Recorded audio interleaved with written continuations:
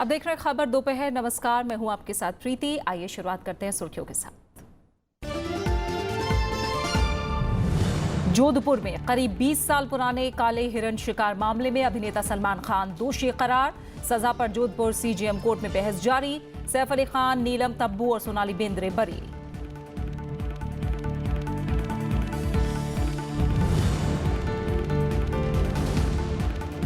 TMC सांसद सुखेंदु शेखर राय ने राज्यसभा में भ्रष्टाचार निवारण संशोधन विधेयक को लेकर पॉइंट ऑफ ऑर्डर के तहत उठाया मुद्दा। सदन में 2 निर्वाचित सांसदों को दिलाई गई शपथ। गतिरोध की वजह से कार्यवाही दोपहर 2 बजे तक स्थगित।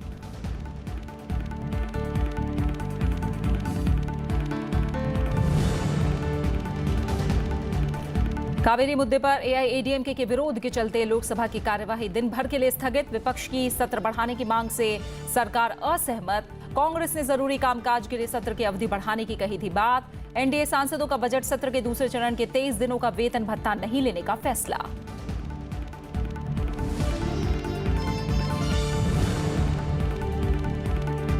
फेसबुक के सीईओ मार्क ज़करबर्ग ने कंपनी का दोबारा प्रमुख बनने की जताई इच्छा। कहा, भारत समेत कई देशों में चुनाव के मद्देनजर फेसबुक में बढ़ाई जा रही है सुरक्षा। 5 लाख से ज्यादा भारतीय समेत 8 करोड़ 70 लाख से ज्यादा फेसबुक यूजर्स के निजी डाटा के गलत इस्तेमाल के लिए मानी गलती।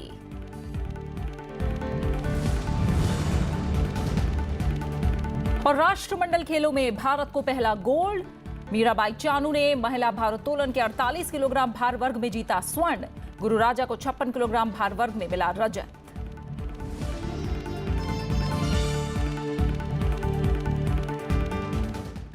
राज्यसभा में आज टीएमसी सांसद सुखेंदु शेखर राय ने भ्रष्टाचार निवारण संशोधन विधेयक को लेकर पॉइंट ऑफ ऑर्डर के तहत मुद्दा उठाया।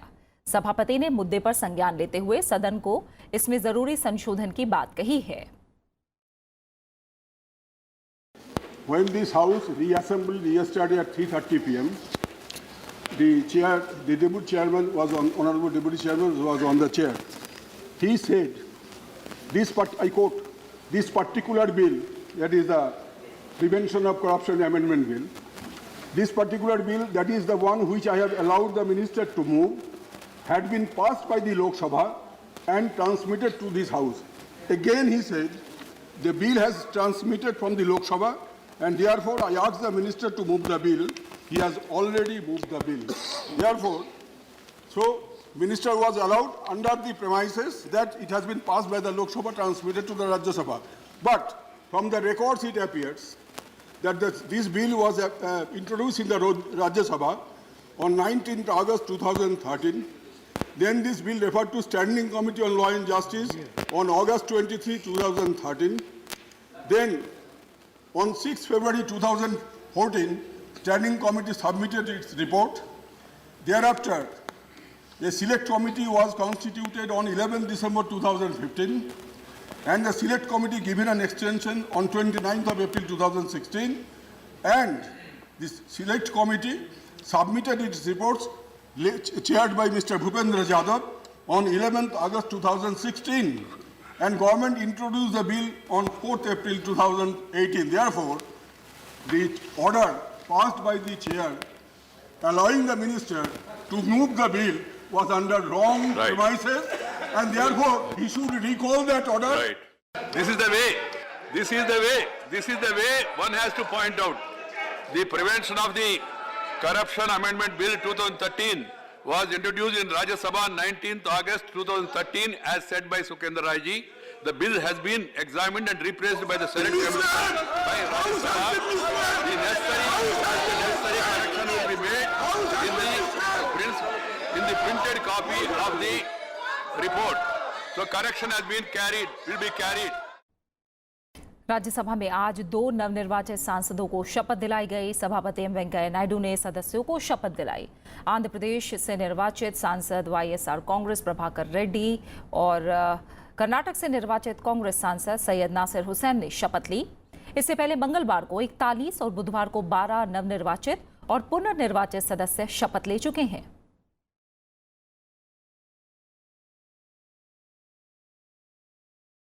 राज्यसभा में विपक्षी दलों के सदस्यों के गतिरोध की वजह से आज की कार्यवाही भी बाधित हुई।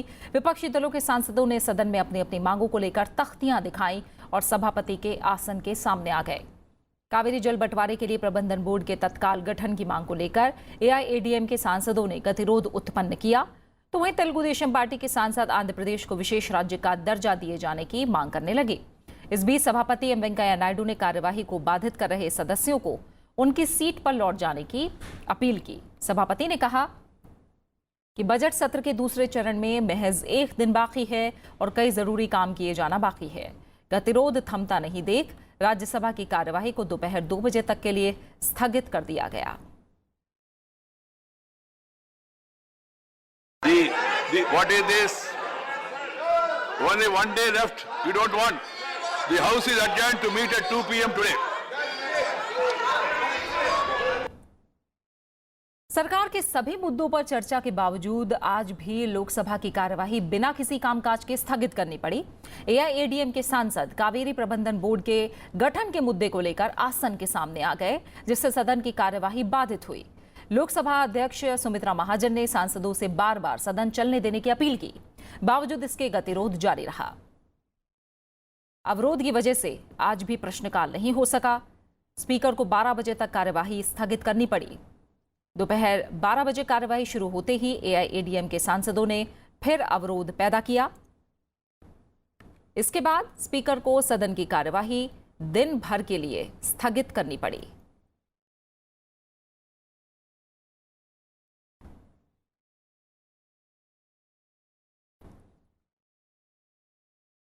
विपक्ष की सत्र की अवधि बढ़ाने की मांग पर सरकार ने असहमति जताई है। राज्यसभा टीवी से खास बातचीत में संसदीय कार्य राज्य मंत्री विजय गोयल ने अवरोध को लेकर कांग्रेस समेत विपक्षी दलों को जिम्मेदार ठहराया। Joining me is MOS Parliamentary Affairs, Mr. Vijay Goyal. Sir, last day of second half of the budget session of Parliament, because tomorrow, of course, Friday, it is the day for transaction of private members' bill, and today again we saw disruptions. देखिए, ये बड़ी चिंता की बात है और हम सब के लिए भी विचार करने की बात है कि पिछले 20-21 दिन से सदन लगातार चल नहीं रहा, ना लोकसभा ना राज्यसभा चल रही है और हम सब लोगों को जनता सांसद के रूप में चुन के भेजती है और सरकार ख़ास तौर से कहती है कि भी हर विषय पे, हर टॉपिक इशू के ऊपर हम चर्चा के लिए तैयार हैं पहले दिन से। तो उसके बाद भी आप सदन नहीं चलने दे रहे, तो इसका 2 ही मतलब निकालता हूँ मैं। पहला मतलब ये निकालता हूँ कि आपके पास सरकार के खिलाफ कहने को कुछ भी नहीं है, इसलिए आप सिर्फ हंगामा करना चाहते हैं क्योंकि आपको लगता है कि आप कोई विषय उठाएंगे तो सरकार उसका मजबूती से जवाब देगी। और दूसरा, मोदी सरकार ने 4 साल के अंदर विकास के इतने काम किए हैं और अब वो जो नए बिल ला रही है उस बिल से, उन बिलों से जनता के अंदर मोदी सरकार की लोकप्रियता और बढ़ने वाली है, इसलिए आप सारे बिलों को रोक कर बैठेंगे। Sir, NDA MPs have also decided to forgo their salary for 23 days of ongoing session of Parliament. मैं समझता हूँ कि ये एक अच्छा संदेश है। सबसे बड़ी बात यह है कि भाई जब जनता का इतना लाखों करोड़ों रुपया संसद को चलाने में लगता है, 1 मिनट के 2.5 लाख रुपए के करीब खर्च होते हैं, उस समय के अंदर आप 23 दिन तक सांसदों को, संसद को चलने नहीं देंगे, लोकसभा और राज्यसभा को, तो जाहिर तौर पर यह है कि भाई भत्ता और सैलरी क्यों लिया जाए। Now the opposition is demanding extension of second half of budget session of Parliament so that important bills could be discussed. 23 दिन तक उन्होंने सदन को चलने नहीं दिया और अब वो चाहते हैं कि पार्लियामेंट को एक्सटेंड किया जाए, तो जनता क्या कहेगी कि भाई आप क्या भत्ता सैलरी के लिए एक्सटेंड कर रहे हैं क्या, या इस बात की गारंटी है क्या कि आप फिर उसके बाद सदन को चलने देंगे। तो मैं समझता हूँ उनको चेयरमैन और स्पीकर को कहना चाहिए कि हाँ, हमने अब तक जो किया उसके लिए हम माफ़ी मांगते हैं और आगे इसके लिए हम आपको अश्योर करते हैं कि हाउस को हम चलने देंगे और महत्वपूर्ण बिलों को हम पास करेंगे। किंतु मैं समझता हूँ फिर वो नॉन इश्यूज़ को इश्यूज़ करके लाएंगे और इसी तरह से वेल में हंगामा होगा, इसी तरीके से प्ले कार्ड दिखाएंगे। अब it is up to the chairman and speaker to extend the house और नॉट, तो ये तो वो देखेंगे, पर मुझे नहीं लगता कि उनकी इस डिमांड में तब दम है जबकि वो हाउस को पिछले 20-21 दिन से चलने नहीं दे रहे थे। Right. Thank you so much for talking to Rajya Sabha Television. Reporting from Parliament with camera person Jitendra Negi, I'm Kriti Mishra for Rajya Sabha Television. और इस समय हम सीधा संसद भवन परिसर का रुख करेंगे, जहां हमारे संवाददाता पंचानन मिश्रा हमारे साथ जुड़े हुए हैं। पंचानन, बजट सत्र समाप्ति की ओर और एक बार फिर हमने देखा गतिरोध की भेंट, जो अब आखिरी का दिन है एक तरह से कहें, क्योंकि कल शुक्रवार का दिन है, गैर सरकारी सदस्यों के कामकाज का दिन है। आज भी गतिरोध की भेंट चढ़ता दिखाई दे रहा है दिन। अब 2 बजे क्या उम्मीद की जाए? बिल्कुल, देखिए प्रीति, आपने ठीक कहा, ये बजट सत्र का जो दूसरा भाग है उसका आखिरी हफ्ता और कह लीजिए बिल्कुल आखिरी दिन है, क्योंकि कल का जो दिन है वो निजी जो गैर सरकारी विधेयक है उनके नाम होगा। यही वजह है कि जो सुबह कार्रवाई नहीं चल पाई आज 11 बजे, तो 2 बजे तक के लिए जो हाउस एडजर्न हुआ। 2 बजे के बाद सरकार की कोशिश है कि जिस तरह कल प्रिवेंशन ऑफ करप्शन बिल को लेने की कोशिश की गई थी, उसको पारित कराने की कोशिश की गई थी, उसी तरह बीजेपी की आज कोशिश है, सरकार की कोशिश है कि इस बिल को पारित कराया जाए, क्योंकि इसके लिए भी आज मेंबर्स को कहा गया है कि हाउस में वो राज्यसभा में मौजूद रहेंगे। हालांकि इसके लिए कोई ऑफिशियल व्हिप नहीं है, लेकिन मेंबर्स को ये कहा गया है कि वो सदन में मौजूद रहेंगे। और कारण यही है कि लगातार ये गतिरोध यहाँ पर राज्यसभा के अंदर बना हुआ है, और जो मुद्दे हैं वो आंध्र प्रदेश से लेकर कावेरी के मुद्दे हैं। कांग्रेस का लगातार ये डिमांड है कि प्रधानमंत्री जवाब दें और 168 के तहत चर्चा हो बैंक घोटालों पर। तो ये एक मुद्दे वहाँ पर लगातार चल रहे हैं, जिसकी वजह से अवरोध यहाँ पर लगातार बना हुआ है। लेकिन उम्मीद की जानी चाहिए कि आज जो कोशिश है सरकार की कि क्या ये जो प्रिवेंशन ऑफ करप्शन बिल है ये निकल पाता है। इसके अलावा एक स्टैट्यूटरी मोशन है, उसको भी लाना है। और अगर इसी तरह हम बात करें लोकसभा की, वहाँ भी यही गतिरोध की जो तस्वीर है वो लगातार दिखाई दे रही है। संसद के बाहर भी आज जब सदन की कार्रवाई शुरू होने से ठीक पहले विपक्षी दलों के सांसदों ने, जहाँ पर कांग्रेस अध्यक्ष राहुल गांधी भी मौजूद थे, वहाँ पर प्रदर्शन किया और उनकी ये डिमांड है कि संसद का सत्र बढ़ाया जाए, क्योंकि वो चर्चा करना चाहते हैं और सरकार खुद चर्चा सदन को बाधित कर रही है, उनका ये आरोप है। और जबकि सरकार का ये कहना है कि वो किसी भी चर्चा में किसी भी मुद्दे को वो डिस्कस करने के लिए वो तैयार हैं और किसी भी नियम के तहत। तो ये गतिरोध टूटता दिख नहीं रहा है और इसका असर यहाँ सरकारी कामकाज और विधेयकों पर पड़ता दिख रहा है। बिल्कुल। पंचनन, कहीं ना कहीं लग रहा था जब कल कांग्रेस समेत 13 विपक्षी जो दल हैं उनके सदस्य जाकर स्पीकर से और सभापति से मिले थे, यहाँ तक कि ये भी मांग की जा रही थी कि सत्र चाहे तो 2-3 दिन बढ़ा दिया जाए ताकि विधायी कामकाज निपटाए जाएं और कुछ ज़रूरी चर्चाएं हो, तो एक उम्मीद बनती दिख रही थी। लेकिन अब अभी सरकार ने भी एक तरह से विपक्ष की इस मांग को खारिज कर दिया है कि सदन जो सत्र है उसे आगे बढ़ाया जाएगा। ये बिल्कुल ठीक है। देखिए, सरकार ने आखिरी जो उनका कहना है कि हमने आखिरी तक कोशिश की कि बिल को पारित कराया जाए। अपोजिशन के नेताओं से विजय गोयल का जैसा कहना है कि उनके घर पर जाकर बात की, एक इंडिविजुअल पार्टी के अलग अलग नेताओं से बात की गई कि किस तरह सदन को चलाया जाए, और उन्होंने ये भी कहा कि हमको एश्योर भी किया गया कि हम सदन को चलने देंगे। लेकिन उसके बाद जो कहीं ना कहीं कई मुद्दे आ जाते हैं जिसमें राजनीति भी हावी हो जाती है, जिसके चलते सदन में कार्यवाही नहीं चल पाती। और एक जो नई चीज़ आई है उसमें यह है कि जब यहाँ एनडीए के जो सांसद हैं, जो उन्होंने कहा कि अपने 23 दिनों का जो वेतन भत्ता है उसको वो नहीं लेंगे, क्योंकि संसद की कार्रवाई लगातार बाधित है। तो कहीं ना कहीं एक ये मॉरल ग्राउंड पर दिखाने की कोशिश है कि अगर संसद की कार्रवाई नहीं चले तो विपक्ष को इस पर गंभीरता से सोचना चाहिए, क्योंकि जब सरकार की तरफ से जो एनडीए के लोग अपनी सैलरी लेने की बात नहीं कह रहे हैं तो कम से कम ये दबाव विपक्ष पर भी आएगा, तो शायद वो इस कुछ बिलों को पारित कराने में सहयोग करें। तो ये एक राजनीति का भी हिस्सा है, साथ साथ संसदीय स्ट्रेटजी भी है। अब देखना है कि क्या 2 बजे ये बिल राज्यसभा में आ पाता है। हाँ बिल्कुल, बहुत बहुत शुक्रिया पंचानन इस तमाम जानकारी को फिलहाल हम तक पहुंचाने के लिए आपका। और संसद में सुचारू कामकाज नहीं हो पाने की वजह से बीजेपी के नेतृत्व वाली एनडीए के सांसदों ने बजट सत्र के दूसरे चरण के 23 दिन का वेतन और भत्ता नहीं लेने का फैसला किया है। संसदीय कार्य मंत्री अनंत कुमार ने कल इस बात की जानकारी दी। उन्होंने बताया कि एनडीए के सांसद संसद में कामकाज नहीं हो पाने की वजह से 23 दिन का वेतन और भत्ता नहीं लेंगे। उन्होंने सदन में गतिरोध के लिए विपक्षी पार्टी कांग्रेस को जिम्मेदार ठहराया। अनंत कुमार ने आरोप लगाया कि कांग्रेस के गैर लोकतांत्रिक राजनीति के कारण लोकसभा और राज्यसभा में कामकाज नहीं हो पा रहा है। उन्होंने कहा कि सरकार सभी मुद्दों पर चर्चा के लिए तैयार है। इससे पहले बीजेपी सांसद मनोज तिवारी ने संसद में काम नहीं तो वेतन नहीं नियम को लागू किए जाने की मांग को लेकर लोकसभा अध्यक्ष सुमित्रा महाजन को एक पत्र लिखा था। प्रमुख विपक्ष के नाते दोनों सदनों में कांग्रेस पार्टी सबसे बड़ा पंचायत में जनहित के कामकाज करने के बजाय, विधायी कामकाज करने के बजाय और देश का कई गंभीर मामलों के बारे में चर्चा करने के बजाय हाउस को रोक के रखने का काम किया है। उनके साथ कई विपक्ष भी साथ दिए हैं। ये सारे विषयों को मद्देनज़र रखते हुए भारतीय जनता पार्टी और एनडीए के सभी सांसदों ने तय किया है, यानी ये 23 दिन का वेतन और भत्ता हम नहीं लेंगे।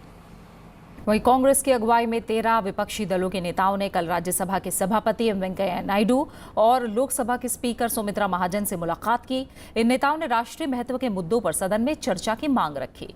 इन दलों की मांग है कि SC/ST act, CBSE paper leak, PNB धोखाधड़ी मामला, आंध्र प्रदेश और विशेष दर्जा, कावेरी विवाद और दिल्ली में सीलिंग जैसे मुद्दों पर तुरंत चर्चा कराई जाए। साथ ही इन दलों ने कहा कि वो विधेयकों को पारित कराने के पक्ष में भी हैं। इसके लिए सदन की अवधि 1-2 दिन बढ़ाई भी जा सकती है। देश का 1/4 हिस्सा अगर इस कानून को डाइल्यूट करने से प्रभावित हुआ है, तो जो कानून बनाने वाले लोग हैं, विपक्ष हैं, क्या वो मुंह बंद करके बैठ जाएंगे? सरकार ये मुद्दे पे आज कल ये डिस्कशन करे, हमें कोई आपत्ति नहीं। सरकार 2 दिन और सदन बढ़ा दे और कानून बिल पास कर दे, हमें कोई आपत्ति नहीं। लेकिन ये देश के जो मुद्दे हैं ये उठाए। काला हिरण शिकार के करीब 2 दशक पुराने मामले में सलमान खान दोषी पाए गए हैं। अभिनेता सलमान खान की सजा पर सुनवाई पूरी हो गई है और अदालत ने फैसला सुरक्षित रख लिया है। इससे पहले जोधपुर की स्थानीय अदालत ने सलमान खान पर 1 अक्टूबर 1998 की रात जोधपुर के कांकाड़ी गांव में 2 काले हिरणों का शिकार करने के आरोप को सही पाया और वन्य जीव संरक्षण कानून की धारा के तहत उन्हें दोषी करार दिया।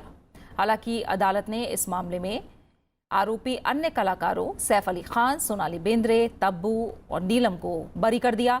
इनके अलावा जोधपुर निवासी दुष्यंत सिंह को भी अदालत ने बरी कर दिया है। फैसला सुनाए जाने के समय सभी आरोपी कलाकार अदालत में मौजूद थे। ये घटना हम साथ साथ हैं फिल्म की शूटिंग के दौरान 1 अक्टूबर 1998 की रात की है। सरकारी वकील ने बताया कि उस रात ये सभी कलाकार जिप्सी में सवार थे और सलमान खान वाहन चला रहे थे। हिरणों का झुंड देखने पर उन्होंने गोली चलाई और उनमें से 2 हिरण मार दिए। काला हिरण एक लुप्तप्राय प्रजाति है और भारतीय वन्यजीव अधिनियम की अनुसूची 1 के तहत सुरक्षित किया गया है। मुख्य न्यायिक मजिस्ट्रेट देव कुमार खत्री ने 1998 में हुई इस घटना के संबंध में इसी साल 28 मार्च को मुकदमे की सुनवाई पूरी करते हुए फैसला सुरक्षित रख लिया था। वाइल्ड लाइफ एक्ट का जो केस सलमान व अन्य अभियुक्तों के विरुद्ध था, उसमें सलमान खान को दोषी घोषित कर दिया गया है और अन्य अभियुक्तों को संदेह का लाभ देकर बरी किया गया है। सजा के बिंदु पर अभियोजन को व मुलजिम को सुन लिया गया है और अभी तक सजा सुनाई नहीं है, रिजर्व रखा है। First of all, the court said that Salman Khan is convicted under Section 9/51 of the Wildlife Protection Act, and so far as the other accused persons are concerned, they all have been acquitted. Jammu Kashmir के सीमावर्ती गांव में 14,000 बंकरों का निर्माण सार्वजनिक क्षेत्र के राष्ट्रीय भवन निर्माण निगम करेगी। एनबीसीसी ने बताया कि 5 जिलों में 14,460 बंकरों के निर्माण के लिए उसे केंद्रीय गृह मंत्रालय से मंजूरी मिल गई है। केंद्र सरकार ने इन बंकरों के निर्माण के लिए 415.73 करोड़ रुपए आवंटित किए थे। पाकिस्तान की ओर से अक्सर सीज फायर उल्लंघन से होने वाले जान माल के नुकसान को कम करने के लिए सरकार ने ये फैसला किया है। अधिकारियों के मुताबिक 7,298 बंकर पुंछ और राजौरी के पास नियंत्रण रेखा पर बनाए जाएंगे। वहीं 7,162 भूमिगत बंकर जम्मू, कठुआ और सांबा की अंतर्राष्ट्रीय सीमा पर बनाए जाएंगे। कुल 13,029 व्यक्तिगत बंकर और 1,431 सामुदायिक बंकर बनाए जाएंगे। व्यक्तिगत बंकर 160 स्क्वायर फीट का होगा, जिसमें 8 लोग आ सकेंगे, जबकि सामुदायिक बंकर 800 स्क्वायर फीट का होगा, जिसमें 40 लोग आ सकेंगे। कर्नाटक में चुनावी तैयारियों का जायजा लेने बेंगलुरु पहुंची चुनाव आयोग की टीम ने कल राज्य के कई वरिष्ठ अधिकारियों से मुलाकात की। मुख्य चुनाव आयुक्त ओम प्रकाश रावत, निर्वाचन आयुक्त सुनील अरोड़ा और अशोक लवासा ने कल बेंगलुरु में कई बैठकें की। मुख्य निर्वाचन आयुक्त ने मतदाताओं को चुनाव में भाग लेने के लिए व्यवस्थित मतदाता शिक्षा और चुनाव भागीदारी से संबंधित प्रकाशित सामग्री जारी की। उन्होंने राजनीतिक दलों के प्रतिनिधियों से मुलाकात की। इसके अलावा सीमा शुल्क और वाणिज्यिक कर विभाग के नोडल अधिकारियों के साथ भी बैठक की। कर्नाटक में 12 मई को मतदान होगा, जबकि वोटों की गिनती 15 मई को होगी।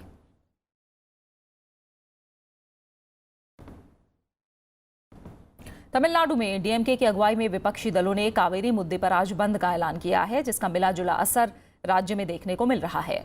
बंद को देखते हुए सुरक्षा के पुख्ता इंतजाम किए गए हैं। राज्य के प्रमुख ट्रेड यूनियन बंद में हिस्सा ले रही हैं। चेन्नई, तिरुचिरापल्ली, तंजावुर समेत कई और व्यापारिक प्रतिष्ठान बंद हैं। बंद के चलते राज्य की परिवहन व्यवस्था भी प्रभावित हुई है। हालांकि बैंक, अस्पताल और स्कूल खुले हुए हैं। कावेरी प्रबंधन बोर्ड के गठन की मांग को लेकर पिछले 4 दिनों से डीएमके, कांग्रेस, वीसीके समेत अन्य विपक्षी पार्टियां सड़कों पर उतरकर प्रदर्शन कर रही हैं। इन तमाम पार्टियों ने केंद्र सरकार पर कावेरी प्रबंधन बोर्ड के गठन में देरी का आरोप लगाया है।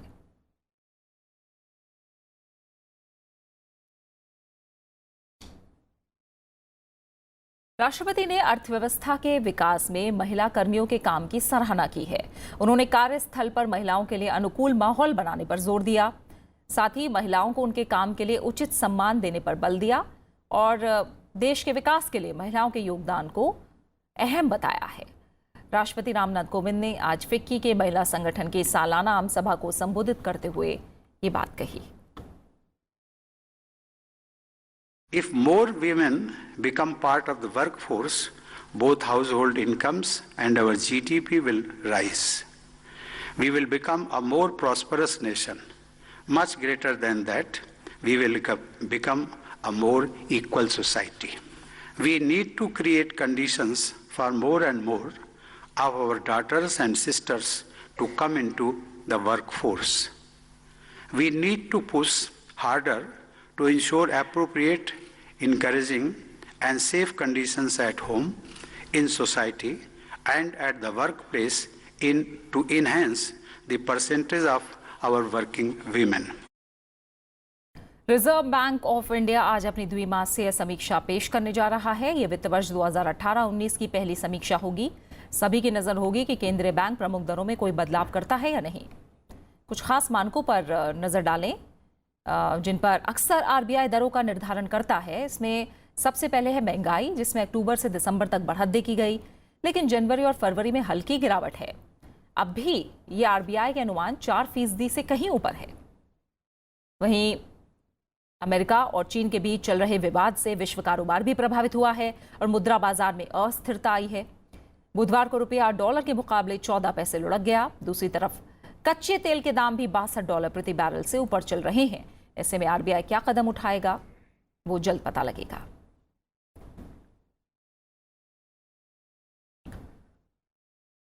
गुट निरपेक्ष देशों के विदेश मंत्रियों से अजरबैजान में आज से शुरू हुए सम्मेलन में विदेश मंत्री सुषमा स्वराज ने आतंकवाद के खिलाफ साझा रणनीति पर जोर दिया है।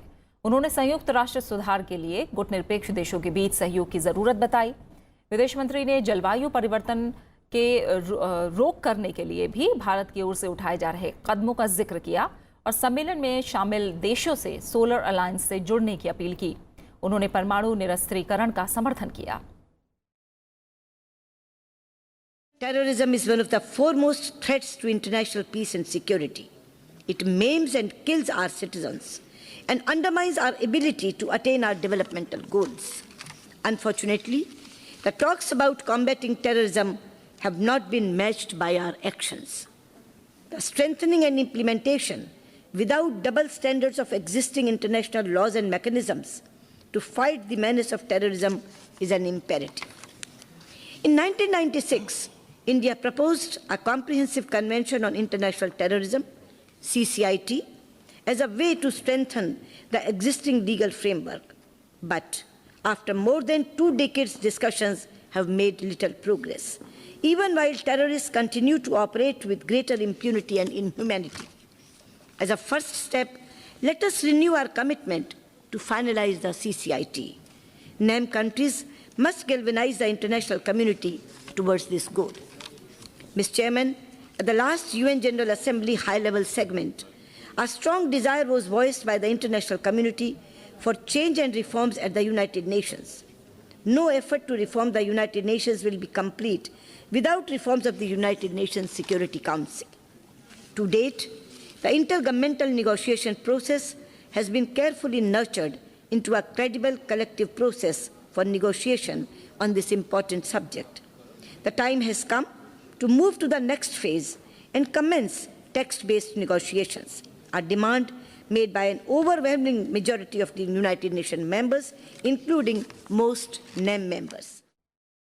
सोशल नेटवर्किंग साइट फेसबुक के सीईओ मार्क ज़करबर्ग ने कंपनी का दोबारा प्रमुख बनने की इच्छा जताई है। उन्होंने माना है कि ब्रिटिश राजनीतिक कंसल्टेंसी कंपनी कैम्ब्रिज एनालिटिका ने 8 करोड़ 70 लाख से ज्यादा फेसबुक यूजर्स के निजी डेटा का गलत इस्तेमाल किया। फेसबुक के मुख्य प्रौद्योगिकी अधिकारी माइक स्क्रोफर ने अलग अलग मीडिया समूहों की ओर से किए जा रहे दावों से ज्यादा इस्तादात की जानकारी कॉर्पोरेट ब्लॉग पोस्ट पर देते हुए माना कि 8 करोड़ 70 लाख लोगों की जानकारियां कैम्ब्रिज एनालिटिका के साथ गलत तरीके से साझा की गई हैं।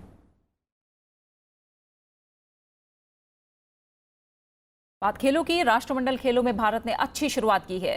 आज दूसरे दिन वेटलिफ्टर मीराबाई चानू ने गोल्ड मेडल जीता है। राष्ट्रमंडल खेल 2018 में भारत का ये पहला स्वर्ण पदक है। मीराबाई चानू ने 48 किलोग्राम भार वर्ग में ये उपलब्धि हासिल की।